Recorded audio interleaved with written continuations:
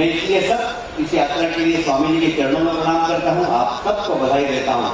और मैं चाहूंगा स्वामी जी पूरी यात्रा करके आए, यात्रा करने के बाद मां नर्मदा के विकास में क्या करना चाहिए सरकार को, इस संबंध में आप जरूर मार्गदर्शन देंगे। हमारे बीच में प्रदेश के राजा बैठे हैं। मां नर्मदा इस प्रदेश की जीवन रेखा है, जीवन रेखा। और कहीं पर यदि मां नर्मदा का स्वरूप बिगड़ रहा है तो कैसे ठीक हो, इसके लिए राज्य सरकार को आप मार्गदर्शन देंगे, आदेश देंगे तो बहुत अच्छा होगा।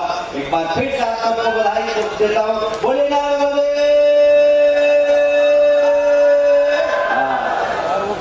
बैग में माइक रखा हुआ है, बोला सकते हो जल्दी करना निकलना है ना। मैं पद परिक्रमा की परंपरा को आदरणीय स्वामी जी ने 182 परिक्रमा वासियों के साथ और 160 दिन इस यात्रा को संपन्न की है। लेकिन ऐसा ही एक व्यक्तित्व पर उनका वक्तव्य के लिए आमंत्रित करें आदरणीय प्रहलाद जी पटेल।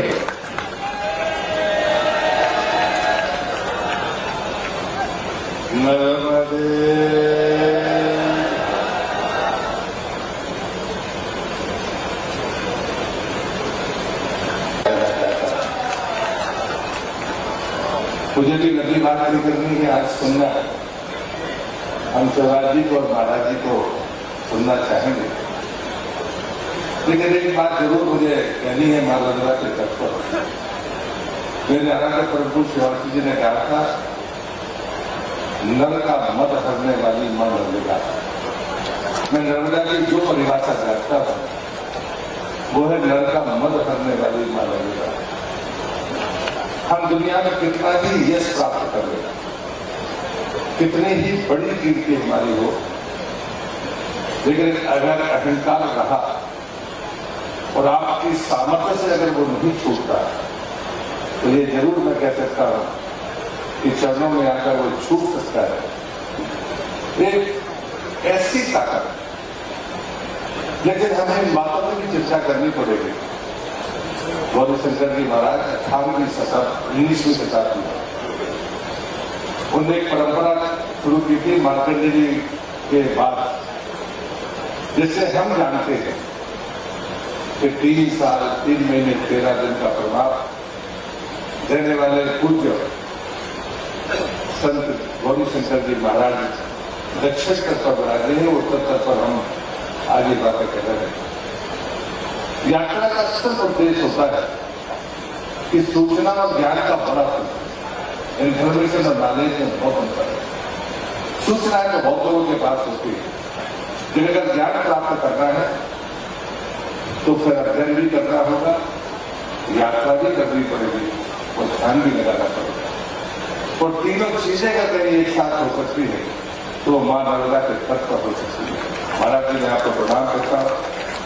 मैंने भी प्रतिभा की है, लेकिन मुझे अध्ययन और स्वाध्याय का अवसर नहीं मिला। पहली प्रतिभा में जब मैं अपने गुरुदेव परम पूज्य शिवाजी जी की सेवा में गया था तब जरूर उनसे वाणियां मिलती थी और मैंने उनको लिखा, वही मेरे जीवन की सामर्थ्य। लेकिन बाकी मैं ये दावा नहीं कर सकता कि मैंने प्रतिमा में अध्ययन किया, यात्रा की है। ध्यान तो मां लगा देती है, पता नहीं चलता कि आप कहाँ हैं, ये तो हो सकता है। लेकिन हम कभी इसकी तरफ भी जाकर देखें। एक चीनी यात्री थे, हम सामने ने कहा था 1 किलोमीटर के कागज पर लिख लो और 1 किलोमीटर यात्रा कर लो, दोनों के ज्ञान में बराबर होगा, उसमें कोई फर्क नहीं हो सकता। और हमें तय करना होगा कि इस यात्रा का प्रतिफल क्या हुआ है, प्रतिभा का सार क्या है।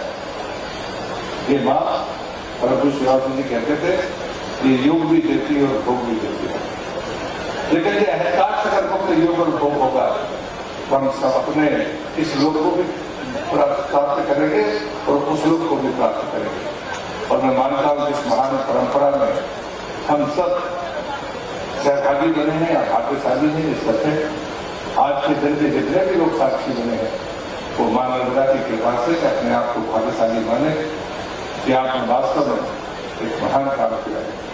और मैं सदैव विनती करूंगा हालांकि वो शुरुआत हुई है मध्यप्रदेश से, लेकिन अब समय आ गया, देरी हुई है, लेकिन ऐसी देरी नहीं हुई जिससे हम सुधार नहीं सकते। मैं समझता हूँ कैलाश जी ने जो बात कही है, आदरणीय स्वराज जी उस बात को कहेंगे, उसकी पुनरावृत्ति करना नहीं चाहता। और ये जो परिस्थिति है, इस परिस्थिति में मां नर्मदा हम सबको सामर्थ्य दे कि हम उसके पुत्र होने का एहसास करें। एक इस उदाहरण के साथ मैं अपनी बात को खत्म करता हूँ। हम नर्मदा में पैर नहीं रखते, परंतु श्री और सिंह की वीडियो के साथ उनका कहना था कि माँ में चरण नहीं रखता, कपड़े धोने में दूर की बात। जब हम परिक्रमा में गए तो हमको सिखाया गया कि जल लेना है तो बाल्टी से इतने दूर जाकर स्नान करना कि बहकर भी मां नर्मदा के धारा में जाकर वो छुए। परिक्रमावासी के सामने इतनी बड़ी चीजें बताई जाती हैं कि अगर वैसा जीवन परिक्रमा के गंगा के किनारे के व्यक्ति का हो तो मां नर्मदा कभी अपवित्र नहीं हो सकती। लेकिन हम जानते हैं इसी तरह कि आज जो मां नर्मदा की हालत है वो आंखों के सामने दिखती है, कष्ट होता है।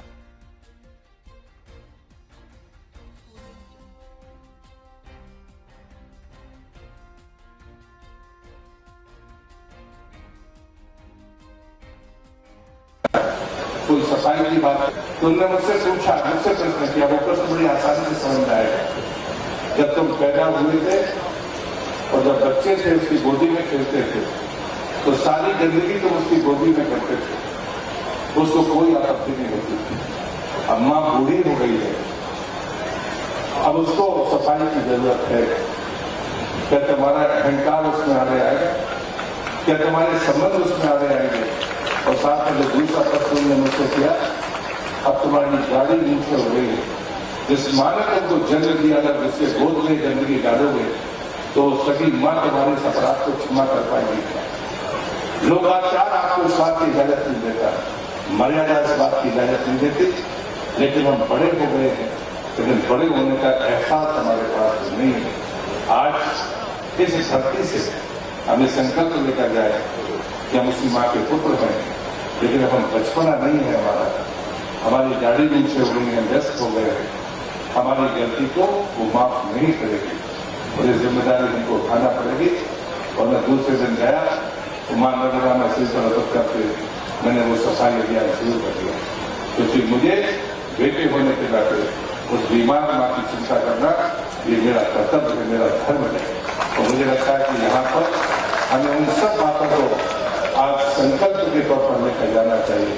मेरे आराध्य प्रभु श्री और जी वाणी के साथ मैं अपनी बात को समाप्त करता हूँ। उनने मुझसे कहा था संकल्प में विकल्प नहीं होता, संकल्प में विकल्प नहीं होता, लेकिन अगर संकल्प में विकल्प खोजा गया तो महान जानकारी मिल जाएगी। ये संज्ञाएं अपनी समाप्त करिए, माँ के किनारे बैठकर इस भरी गर्मी में एक तपस्वी के नाते जब आप संभाले हैं तो संकल्प लेकर जाइए। ये मैं माँ से कृपा करके अपनी बात को समाप्त करता हूँ। फिर से सभी परिक्रमावासियों को प्रणाम करता हूँ। नर्मदे समारोह को आगे बढ़ाते हुए जन अभियान परिषद के कार्यकर्ताओं की इस यात्रा स्वागत करें, बहुत बहुत अभिनंदन करें।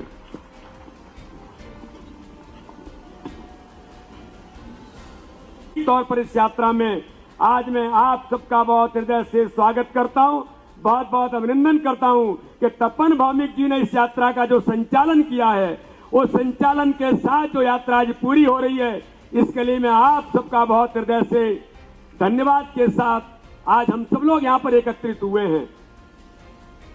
मित्रों, मुझे भी सौभाग्य मिला है कि आज परम पूज्य संत और इतनी बड़ी संख्या में आज यहाँ पर संत वृंद उपस्थित हुए हैं और एक आध्यात्मिक तौर पर इस यात्रा को पूरा करने के बाद इतनी बड़ी संख्या में जो ऊर्जा प्राप्त हुई है, आज उस ऊर्जा प्राप्त होने के बाद मां नर्मदा के तट पर इस यात्रा का जो समापन हो रहा है, मैं तो सौभाग्यशाली मानता हूं उत्तम स्वामी जी महाराज के आपने अवसर आज आने का हम सब लोगों को यहाँ पर दिया है कि आपने इतने महीनों के अंदर मां से आशीर्वाद लेकर के जो ऊर्जा प्राप्त की है, आज इस आभा मंडल में मां नर्मदा के तौर पर, मां नर्मदा के इस पावन तट पर हम भी आज यहाँ पर उपस्थित हुए हैं।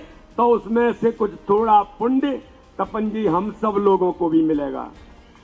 क्योंकि यही विशेषता है कि संत समाज के अंदर जो ऊर्जा प्राप्त करते हैं, तो समाज को देने के लिए मां नर्मदा ने जो आपका आशीर्वाद दिया है, तो आज हम सब लोग भी आज यहां पर उपस्थित हुए हैं। मैं जब विद्यार्थी जीवन में काम करता था, उस समय 30 छात्रों का दल इस मध्य प्रदेश के अंदर, पूरे देश भर के दक्षिण से लेकर के पूर्व तक के 30 छात्र, मां नर्मदा का अध्ययन यात्रा का दल। मुझे भी सौभाग्य मिला कि अमरकंटक से लेकर के भरूच तक, वो आध्यात्मिक यात्रा तो नहीं थी, लेकिन मां नर्मदा के इस पावन तट पर छात्र अध्ययन करके मां नर्मदा के बारे में कैसे अपने आप को समझ सकते हैं, तो उस समय की जो यात्रा हम लोगों ने की थी, और उस यात्रा के अध्ययन के बाद एक रिपोर्ट बनाकर आज भी मैं कह सकता हूं, इस मध्य प्रदेश के अंदर अखिल भारतीय विद्यार्थी परिषद के उन छात्रों के दल ने जो अध्ययन यात्रा करने के बाद वो रिपोर्ट आज भी नेशनल ग्रीन ट्रिब्यूनल के अंदर पिटीशन के आधार पर आज भी मां नर्मदा के लिए वो काम करने का प्रयास, उस समय के समूह के आधार पर जो तैयारी हुई थी, वो भी लगातार आज भी उस पर काम चल रहा है। मुझे सौभाग्य मिला था मध्य प्रदेश के अंदर माननीय मुख्यमंत्री शिवराज सिंह चौहान जी जब मां नर्मदा की सेवा में, मां नर्मदा के सेवा यात्रा के तौर पर जिन्होंने संकल्प लिया था, सेवा यात्रा के तौर पर जिन्होंने संकल्प लिया था, और हम माननीय मुख्यमंत्री के नेतृत्व में यात्रा जब प्रारंभ हुई थी, तब भारतीय जनता पार्टी के संगठन के तौर पर मुझे भी उस काम में सहभागी होने का अवसर मिला था। लेकिन आज मैं कह सकता हूं कि मध्य प्रदेश के अंदर हमारी सरकार, हमारे समाज के लोग जिस प्रकार से मां नर्मदा के संरक्षण के लिए, वैसे तो मां नर्मदा के संरक्षण करने की कोई हम सब लोगों की कोई क्षमताएं नहीं है, लेकिन हमारी जिम्मेदारी जो बनती माननीय मुख्यमंत्री जी के नेतृत्व में, हमारे सभी नेतृत्व ने मिलकर के मां नर्मदा के प्रति जो श्रद्धा का भाव इस मध्य प्रदेश के आम नागरिकों का है, मध्य प्रदेश के जनमानस का है, मध्य प्रदेश के नेतृत्व का है, मध्य प्रदेश के अंदर रहने वाले 8.5 करोड़ लोगों का मां नर्मदा के प्रति जो भाव है, आज हम गर्व से कह सकते हैं कि मां नर्मदा का प्रताप है कि आज मध्य प्रदेश इस प्रकार से जो बीमारू राज्य था, बीमारू राज्य से आज मध्य प्रदेश संपन्न राज्य बनकर के खड़ा है। इसलिए आज हम सब लोग मिलकर के उत्तम स्वामी जी महाराज के नेतृत्व में 185 यात्रियों ने इस यात्रा को पूरा करने के बाद आज मां नर्मदा के तट पर इस यात्रा के समापन पावन पर्व पर उत्तम स्वामी जी और हमारे सभी संत वृंदों का हम सब लोगों को जो आशीर्वाद मिला है, इसके लिए मैं आप सबका बहुत हृदय से अभिनंदन भी करता हूं, बहुत बहुत धन्यवाद करता हूं, और मां नर्मदा को प्रणाम करते हुए कि मां नर्मदा इसी प्रकार से मध्य प्रदेश को हम सब लोगों को आशीर्वाद देती रहे, और मां नर्मदा के इस आशीर्वचन से, मां नर्मदा के प्रताप से ये मध्य प्रदेश और आगे बढ़े, इसी आशा और विश्वास के साथ मैं सभी संत वृंद के चरणों में अपने श्रद्धा सुमन, जिसको मैं कहता हूं संत वृंदों के आशीर्वाद के लिए, उनको पुष्पों में चरण अर्पित करते हुए मैं आज उनसे आशीर्वाद लेकर के मैं पुनः एक बार प्रार्थना करता हूं कि इसी प्रकार से यात्रा होती रहे और मध्य प्रदेश आगे बढ़ता रहे। बहुत बहुत धन्यवाद। जय हिंद, जय भारत। बोलिए भारत माता की, नर्मदा मैया की, मार्कंडे महाराज की, गौरी शंकर महाराज की, दादा धूनी वाले की, ईश्वरानंद जी महाराज की, संत समाज की, परिक्रमा वासियों की, नर्मदा पुत्रों की, मां की बेटियों की, हर हर महादेव।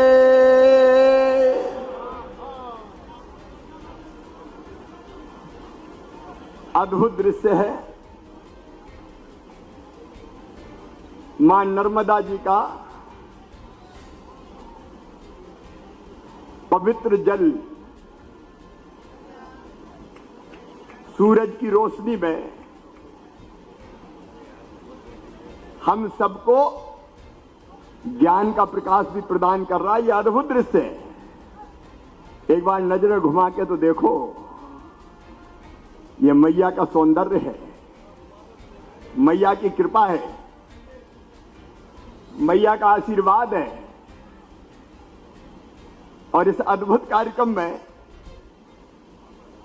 इसके सूत्रधार परम तपस्वी परम पूज्य महामंडलेश्वर श्री श्री 1008 श्री ईश्वरानंद जी महाराज उत्तम स्वामी जी, उनके चरणों में प्रणाम करता हूं। आज तो अपना बड़ा भाग है भाई, अपन पर राम जी की कृपा है। नर्मदे, क्योंकि अपने यहां कहा गया बिन सत्संग विवेक न होई, राम कृपा बिन सुलभ न सोई। संतों का संग राम की कृपा के बिना नहीं मिलता। और आज कितने संत विराजमान हैं आप देखिए। श्री श्री 1008 मलूक पीठाधीश्वर राजेंद्र दास जी महाराज हमारे बीच पधारे हैं, उनको प्रणाम है। तालियां बजा के अभिनंदन कीजिए। फिर गो संवर्धन बोर्ड के अध्यक्ष हैं, लेकिन परम पूज्य हैं वो। ये तो हम लोगों ने लाड लूट दिया। स्वामी अखिलेश्वरानंद जी महाराज, भाई संतों का नाम जहां है बजाओ तालियां, धन्य हो जाओगे रे। परम पूज्य महामंडलेश्वर ब्यागानंद जी महाराज, परम पूज्य मां महामंडलेश्वर है, मां भी, लेकिन मां तो मां है। ऐसी अद्भुत कृपा मध्य प्रदेश पर बरसती है। मां कनकेश्वरी देवी जी, उनके चरणों में भी प्रणाम है। और आप ताली बजा के प्रणाम कीजिए। महेंद्र स्वामेश्वरानंद जी महाराज, नीलेश चैतन्य जी ब्रह्मचारी, परमेश्वर पुरानंद जी, नीलेश चैतन्य जी, छोटे सरकार दादाजी धाम, जय हो आपकी। दादा दूनी वाले की, गौरी शंकर महाराज की, हरिओम जी महाराज, अजय भैया, और जितने भी संत यहां विराजमान हैं उन सबको प्रणाम करता हूं। संत यहां भी है, लेकिन आज तो संत यहां भी दिखाई दे रहे हैं। जिनने इतने दिन तक नर्मदा जी की परिक्रमा की वो तो संत ही है, लेकिन इस अवसर पर पधारे हुए भारतीय जनता पार्टी के प्रदेश के अध्यक्ष भाई बीडी शर्मा जी, हमारे राष्ट्रीय महामंत्री नर्मदा भट्ट, संतों के प्रिय मेरे मित्र भाई कैलाश विजयवर्गीय जी, नर्मदा पुत्र, और हम वर्षों से एक राह के राही है। पता नहीं 40 साल हो गए साथ चलते चलते। हमारे भाई केंद्रीय मंत्री श्री प्रहलाद पटेल जी, ये कैलाश जी, प्रहलाद जी, शिवराज जी, फग्गन सिंह जी, वर्षों से साथ चल रहे हैं महाराज, और जो बन रहा है करने का प्रयास कर रहे हैं। हमारे मंत्रिमंडल के साथीगण, विजय जी दिखाई दे रहे हैं, कमल जी है कि निकल गए, वो उनको छोड़ने गए होंगे, सतीश जी। अब मैं से तो इतना भरा पूरा मंच है कि किसका नाम लो किसका नहीं लो। और संत तो बुरा नहीं मानते, राजनीति में गड़बड़ हो जाती है। और इसलिए मेरे विधायक साथी सब बैठे, वरिष्ठ राजनेतागण बैठे, नहीं मेरा बुरा नहीं मानते, मुझे सब स्वीकार करते हैं। क्यों भाई, बुरा तो नहीं मानोगे? अरे जोर से बोलो। तो मंचासीन सभी हमारे साथीगण यहां तो देखो नर्मदा भक्त के रूप में इकट्ठे हुए हैं। अब एक नाम जरूर लूंगा, सुहास जी हमारे बौद्धिक प्रमुख हैं, पधारे हुए हैं, नीचे बैठे हुए हैं, संत वृत्ति के साथ वैसे ही हैं वो। और इस अद्भुत कार्यक्रम में उपस्थित मेरी बहनों, मेरे भाइयों, भांजे भांजियों, आप सबको भी प्रणाम। आज तो आपके दर्शन करके धन्य होगा महाराज जी। जय हो। सचमुच में यह अद्भुत दृश्य है। मां नर्मदा जी, आपने तो साक्षात दर्शन किए हैं, अनुभव हम लोग भी बचपन से करते रहे हैं। तपन जी यहां पे हैं। अब मुझे भरोसा नहीं होता कि तपन ने परिक्रमा कर ली। ये तो जेल से जानता हूं, जेल में थे हम, और जेल में चोरी चकारी करके नहीं गए,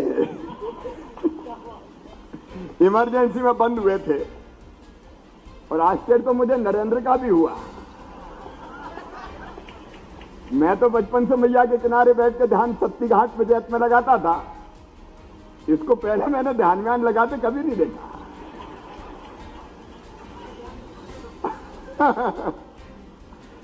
लेकिन मां नर्मदा की कृपा है, आज परिक्रमा वासियों के चेहरे का तेज उनकी तपस्या को, उनके तप को उजागर कर रहा है। मैं तो देख पा रहा हूं, अद्भुत है मां नर्मदा जी की कृपा। ये केवल परिक्रमा नहीं थी, मां की सेवा तो थी, मां की पूजा भी थी, ये तपस्या भी थी, साधना भी थी, लेकिन ये रचनात्मक अभियान भी था। महाराज जी परिक्रमा वासियों के साथ त्रिवेणी लगाते थे, बट पीपल और नीम, वृक्षारोपण, वृक्षारोपण के साथ साथ कन्या पूजन, भोजन भंडारा, कथा प्रवचन। और अद्भुत महाराज जी 160 दिन आप नर्मदा पुराण सुनाते रहे। अब 7, 8, 9 दिन की कथा तो हमने सुनी है, ये तो 160 दिन की कथा हो गई। लेकिन महाराज जी ये कथा कभी समाप्त नहीं होती है, ये कथा करते रहना। ऐसे मत चले जाना है कि लोग कथा सुनने तरस जाएं। अरे आप तो संसार में जल में कमल की तरह रहो ना, रह के भी मत रहो। और वो आप जानते हैं, आप तपस्वी है, ये तो आपका साधना स्थल है। मां विजयासन विराजती हैं बगल में, जाओ तो जरा दर्शन करके जाना। सलकनपुर वाली मैया, यहां नर्मदा मैया, वहां सलकनपुर वाली नैया मैया, और यही पार करेंगी नैया। वो साधना स्थल है महाराज जी। वर्षों तक पहाड़ों में उनने तपस्या की है, और ये सच है कि आज भी अगर कोई महसूस कर सकता है तो करेगा। हजारों संत नर्मदा जी के दोनों तट पर विराजमान है और आज भी साधनारत हैं।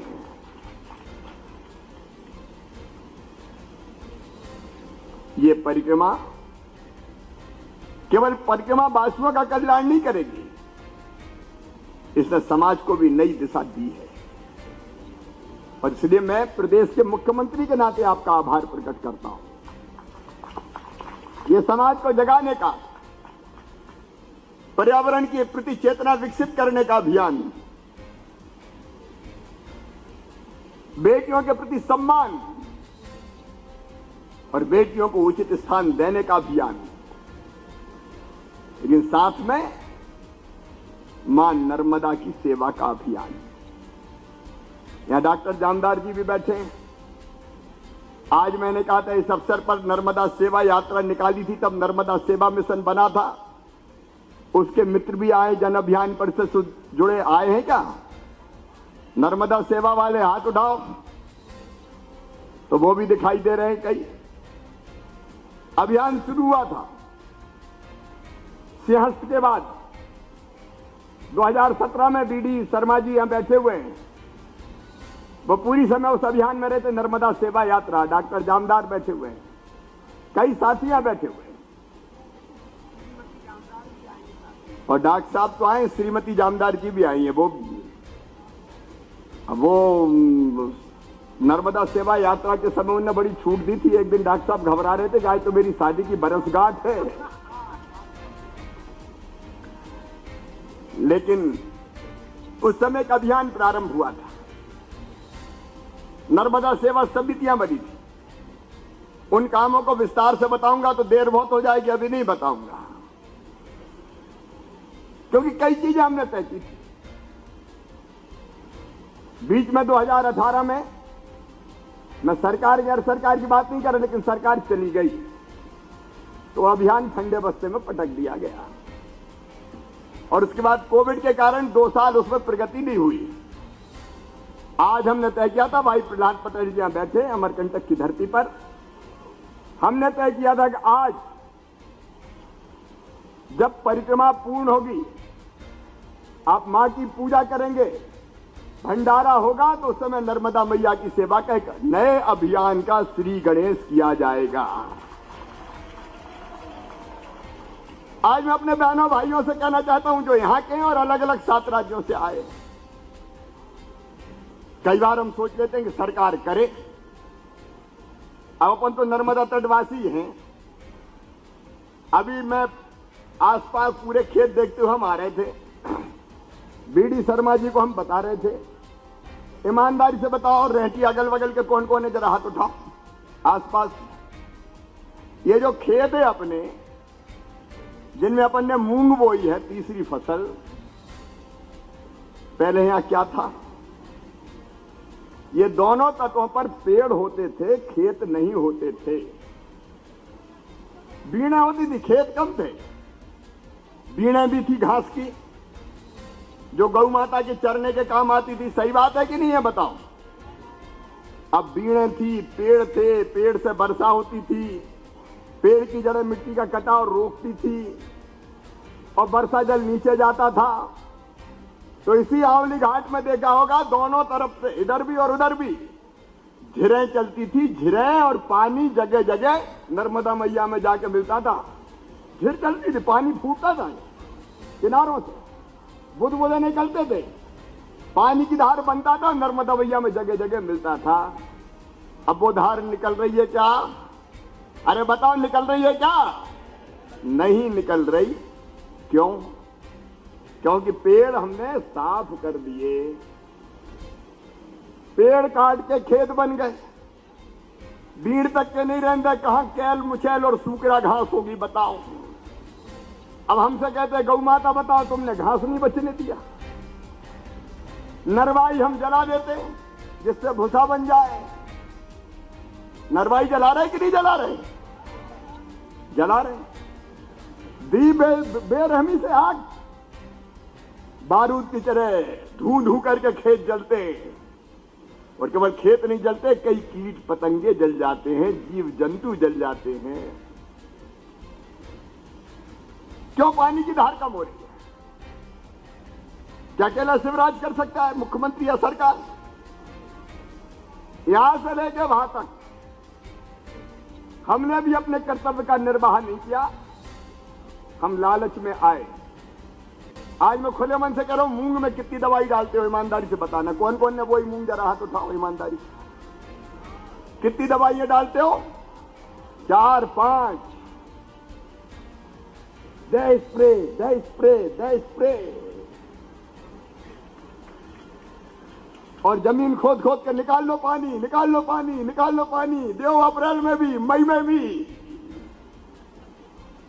और बेटा मामा बिजली दे, बिजली दे, बिजली दे। कितनी बिजली दे बताओ?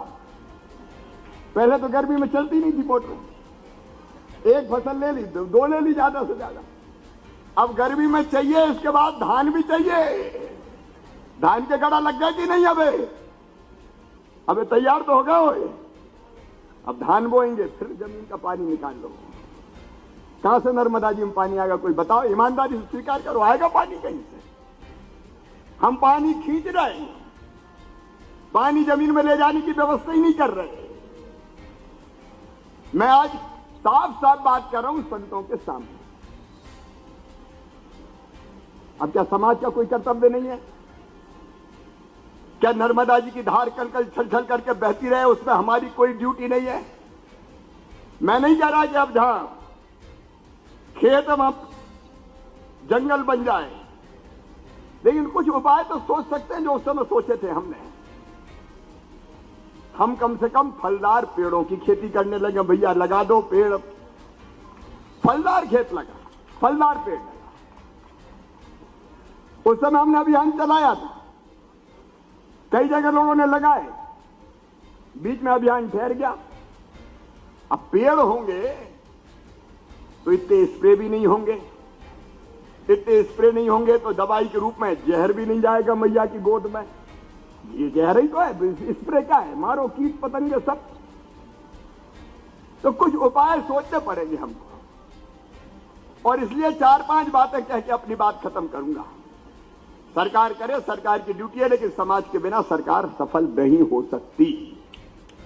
सरकार और समाज मिलकर करना पड़ेगा।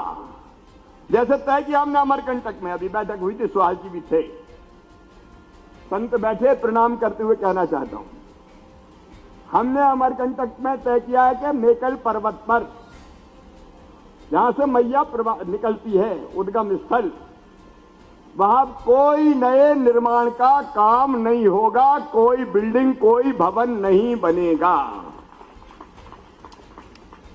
एक के बाद एक बनते जा रहे हैं, पेड़ कटते जा रहे हैं। स्कूल बनाओ, आश्रम बनाओ, होटल बनाओ, रेस्टोरेंट बनाओ, और मलमूत्र पूरा मैया में छोड़ते जाओ। क्या ऐसे नर्मदा पुत्र हैं हम? हमको सख्ती से रोकना पड़ेगा, और इसलिए हमने तय किया है, कोई भी हो, अब अमरकंटक में निर्माण हम नहीं करने देंगे। मेकल पर्वत पर सख्ती से रोकेंगे, और मलमूत्र प्रवाहित करने वाले या तो रोक के शुद्ध पानी भेजे नर्मदा मैया में, और नहीं तो उनके खिलाफ भी कार्रवाई की जाएगी। होना चाहिए कि नहीं, बताओ। जब हम कड़ा नहीं सोचेंगे तो अच्छे भाषण दे लो और निकल लो फिर। और उसके बाद अब अमरकंटक तो जाएंगे यात्री, बड़ी संख्या में जाएंगे, तो होटल भी चाहिए, रहने की जगह भी चाहिए। तो हमने तय किया है कि नीचे पर्वत के एक नया शहर बसाएंगे, जिसको होटल खोलना है खोल लो, जिसको रेस्टोरेंट खोलना है खोल लो, सैटेलाइट सिटी बनाएंगे। वहां जाके नहाओ धो बाकी करो, ऊपर जाओ, मैया के दर्शन करो और वापस लौट आओ। अब सबके सब वहीं रुकोगे तो जगह कहां है वहीं इतनी? और नर्मदा जी की धार कैसी हो गई वहां? आप देख लो, 4 साल पहले क्या थी, 8 साल पहले क्या थी, 20 साल पहले क्या थी, आज कपिल धारा में जाके देखो, कुछ बचा है क्या? जरा सी धार बह रही है। मैया कहां तक हमारे ऐसे कर्मों को सहन करेंगे, कोई बता दे। इसलिए नया निर्माण नहीं होगा, यह तय किया। आज हम आप कई विद्वान ऐसे आए जिन्होंने यूकेलिप्टस के पेड़ लगवा दिए। अब यूकेलिप्टस पानी खेचता, साल कट गए। यूकेलिप्टस, अब ये यूकेलिप्टस पानी और जमीन से खींच के और बाहर ले जा रहा था। हमने तय किया, काटो यूकेलिप्टस। यूकेलिप्टस की कटाई हो रही है। धीरे धीरे वहां के यूकेलिप्टस के पेड़ हम पूरे काट देंगे, और यूकेलिप्टस की जगह वहां साल वृक्ष लगाए जाएंगे। साल वृक्ष जिनकी जड़ों से मैया प्रवाहित हुई है, जिनकी जड़ों से मां निकली है, ये साल वृक्ष, ये स्थानीय वृक्ष। आपको पता है, जब बरसात का पानी आता है, ये पानी को सूख लेते हैं, जड़ों से जमीन में भेज देते हैं। जमीन का लेवल, वाटर लेवल बढ़ता है, और बाद में जब गर्मी आती है तो बूंद बूंद करके ये फिर पानी छोड़ते, ताकि अगल बगल में नमी रहे। और वो पेड़ों की जड़ों से छोड़ा हुआ पानी जगह जगह झिर झिर बन के बहता था और नर्मदा जी की धार बढ़ाता था। तो 2 काम, एक, हम पेड़ लगाएंगे, अमरकंटक से प्रारंभ होगा अभियान। लेकिन आज 1 मई है, आज हम संकल्प लेंगे जन जागरण का, और 5 जून को पर्यावरण दिवस है, विश्व पर्यावरण दिवस। हम देखिए, अगर ये पर्यावरण नहीं बचा तो इंसान नहीं बचेगा, नोट करके रख लेना। सैकड़ों साल बाद इंसान के दर्शन नहीं होंगे अभी टेम्परेचर देख रहे हैं, कल कितना हो गया, 47, 48, और इस बार कह रहे हैं 50 के पार जाएगा। पक्षी पेड़ों से टपक जाएंगे, जिंदा मरेंगे, यह हालत होने वाली है। और यह हालत इसलिए हो रही है कि अपराध मानव ने किया है, इंसान ने किया है। किसने किया है सवाल नहीं, इंसान ने यह अपराध किया है। और ये 5 जून को हम नर्मदा जी के तटों पर संकल्प लेंगे कि हरियाली अमावस्या के दिन से हम नर्मदा मैया के तट पे पेड़ लगाएंगे और महीना भर वो अभियान चलेगा। बोलो चलना चाहिए कि नहीं? देखो बोलो भाई, नहीं तो अभियान नहीं बनेगा। चलना चाहिए कि नहीं? तो एक बात संतों के समक्ष, 5 जून पर्यावरण दिवस, उस दिन पेड़ नहीं लगाएंगे तो गर्मी बहुत होती है, लेकिन अपने संतों ने हरियाली अमावस्या काहे के लिए तय की थी? उससे अच्छा तो नहीं हो सकता पेड़ लगाने का अभियान का प्रारंभ करने। संतों से भी आपका भी मार्गदर्शन मिल जाए कि लगाओ हरियाली अमावस्या पे पेड़, 2 लगाओ, 4 लगाओ, मैं नहीं कह रहा है लाखों लगाओ। ज्यादा सामर्थ्य नहीं तो एक ही लगा दो रे भैया। जितनी ऑक्सीजन अपन को चाहिए उतने का तो इंतजाम कर लो रे। अपने जीने के लिए जितनी चाहिए उतनी तो लगा दो, एक लगा दो, और क्या। तो हरियाली अमावस्या से पेड़ के लगाने के पैच चिन्हित हो जाएंगे सारे। समाज, जिला प्रशासन और जन अभियान परिषद वाले हाथ उठाओ जरा। जन अभियान परिषद ये स्थान चिन्हित करेंगे और डॉक्टर जामदार, उपाध्यक्ष जन अभियान परिषद के, यह अभियान तय हो जाए। पेड़ लगाने की प्रजाति और पैच वो चिन्हित हो जाए सर। अभी अपने पास पर्याप्त समय, महीना भर है, तो महीना भर में यह काम होगा। प्रहलाद जी अभियान हाथ में ले रहे हैं अमरकंटक को प्लास्टिक मुक्त करने का, वह अभियान उनका चलेगा और हम लोग हरियाली अमावस्या को अमरकंटक से पेड़ लगाने का प्रारंभ करेंगे। अमरकंटक में वहां से हम प्रारंभ करेंगे। अच्छा ईमानदारी से बताओ, झूठ मत बोलना, जिसको हाथ नहीं उठाना बिल्कुल मत उठाना। आपका दिल कहता है कि पेड़ लगाना चाहिए, कौन कौन का कह रहा है हाथ उठाओ। सबका कह रहा है तो नीचे कर लो। अब कौन कौन दिल तो कहता रहता है, लेकिन कई बार दिल की मानते भी, कई बार नहीं भी मानते। कह रहे वो माँ का क्या भाषण देता रहता है, छोड़ो छाड़ो का चक्कर में पड़े। तो ईमानदारी से इस साल हरियाली अमावस्या से 1 महीने तक, चाहे वो अपनी खेत की मेड़ पे लगाए, और जरूरत नहीं है कि यहां नर्मदा तट पर ही लगाए, नर्मदा मैया के कैचमेंट इलाके में लगाए। जो कैचमेंट का क्षेत्र वहां लगाए, खेड़ की मैच में, खलियान पे, स्कूल के मैदान में, पंचायत भवन पे, गांव में अपन गौरव दिवस मना रहे तो बात देख के कि यहां लगाएंगे। तो बताओ ईमानदारी से संकल्प लेकर बताना। अकेला एक दिन नहीं करा, हरियाली अमावस्या से लेके 1 महीना तक अभियान चलेगा। कौन कौन पेड़ लगाएगा? कम से कम 1 पेड़।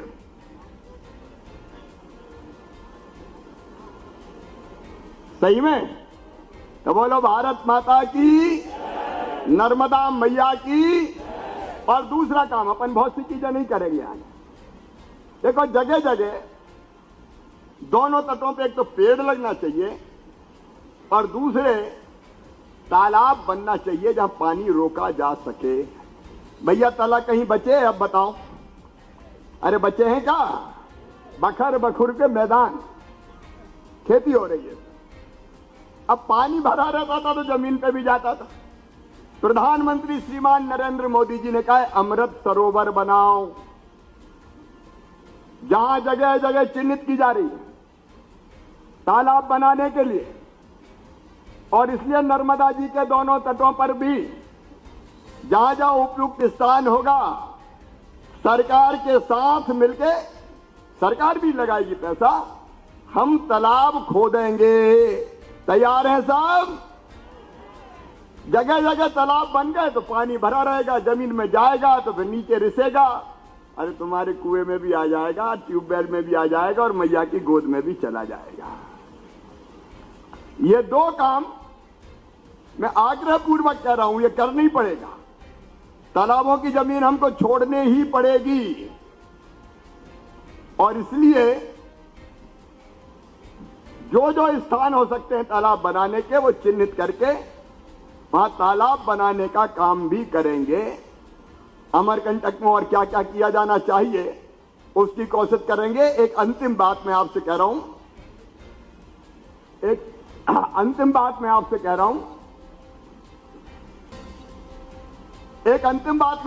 हूं, वो है प्राकृतिक खेती की। जरा किसान कौन कौन है भैया, हाथ उठाओ। खेती करने वाले मैं भी हूं। अब अपन इतने किसान हैं, हम तय करें, एक साथ नहीं कह रहा, मैं पूरी जमीन पे नहीं कह रहा, नहीं तो घबरा जाओगे, मरवा दें। मैं ये कह रहा हूं जिसके पास 5 एकड़ जमीन हो, बाकी में खाद डालो, पाउडर डालो, अभी मना नहीं करूंगा मैं, लेकिन अगर 5 एकड़ जमीन है तो 1 एकड़ या आधे एकड़ में प्राकृतिक खेती शुरू करना। ज्यादा मैं नहीं कह रहा, कितने में, ज्यादा महंगा सौदा तो नहीं है, और पूरी उसकी ट्रेनिंग दिलवाऊंगा। और जो प्राकृतिक खेती करेगा उसको गाय चाहिए देसी, और देसी गोबर चाहिए गाय का, और गोमूत्र चाहिए। तो जो प्राकृतिक खेती करेगा और देसी गाय खरीदेगा तो देसी गाय के लिए 900 रुपया महीना उसके लालन पालन के लिए दिया जाएगा। हर महीना 900 रुपया। दूध अलग देगी, गोमूत्र और गोबर से जीवामृत बनेगा, घन जीवामृत बनेगा जो प्राकृतिक खेती के काम आएगा। और मेरी गारंटी है। मेरा एक सुझाव है गौशाला के लिए। आप लोगों ने बहुत अच्छी गौशाला मध्य प्रदेश में कर रही है और मैं कई गौशाला देखी, लेकिन उन गौशालाओं को पैसा मत देना जो बड़ी नस्लों के गायों को लाकर पाल रहे हैं। उसमें से भी कोटा रहे, जो गांव में घूमने वाली गाय है उनका संरक्षण हो। मैं थोड़ा निवेदन है थोड़ा। जी महाराज जी, आपका आदेश। अच्छा, मैं तो भैया देखो, व्यक्तिगत रूप से अगर कोई मुझसे पूछे तो गाय को गौशाला में सुख मिल सकता है क्या?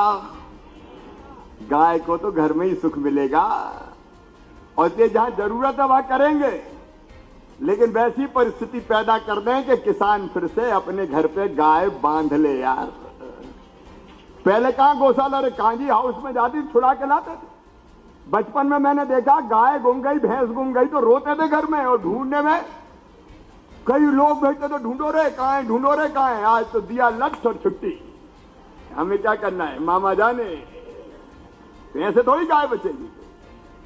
और इसलिए प्राकृतिक खेती की पूरी विधि की ट्रेनिंग देंगे आपको। मैं भी शुरू कर रहा हूं।